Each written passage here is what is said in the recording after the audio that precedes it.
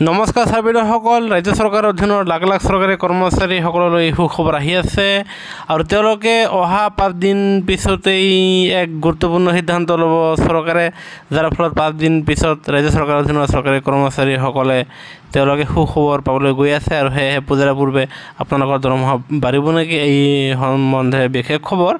সেয়েহে লখিমপুৰত কৰ্মচাৰী পৰিষদৰ বাৰ্ষিক অধিৱেশন আৰু য'ত আপোনাৰ সদৌ অসম কৰ্মচাৰী পৰিষদৰ 39 সংখ্যক বাৰ্ষিক অধিৱেশন অহা 29-30 ছেপ্টেম্বৰ আৰু 1 অক্টোবৰত 3 দিনীয়া কাৰ্যসূচীৰে লখিমপুৰ চহৰত অনুষ্ঠিত হ'ব আৰু য'ত সদৌ অসম কৰ্মচাৰী পৰিষদৰ সকলো সদস্য আৰু বিষয়ববীয়া তাত উপস্থিত থাকিব। অধিৱেশনত আগত 2 বছৰীয়া কাৰ্যকালৰ বাবে নতুন কাৰ্যনিৰ্বাহক সমিতি গঠন কৰা হ'ব। অধিৱেশনৰ তৃতীয় দিনা পুৱা 10 বজাৰ পৰা সাংস্কৃতিক শোভাযাত্ৰা উলিওৱা হ'ব। এই সাংস্কৃতিক শোভাযাত্ৰা উদ্বোধন কৰিব কেন্দ্ৰীয় মন্ত্ৰী সৰ্বানন্দ সোণোৱাল।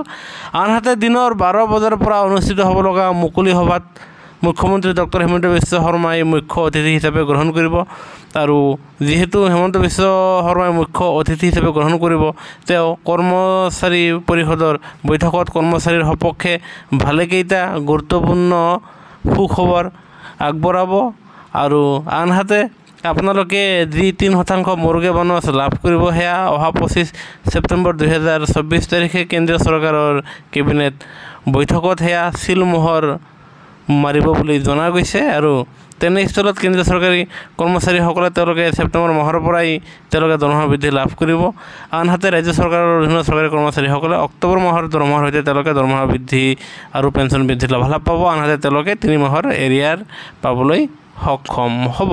সেয়েহে কৰ্মচাৰী আৰু পেঞ্চনৰ প্ৰতিটো শেহতীয়া খবৰৰ বাবে আমাৰ চেনেলটো ছাবস্ক্ৰাইব কৰিবলৈ নাপাহৰিব। ভিডিঅ'টো চাবৰ বাবে ধন্যবাদ। জয় অসম।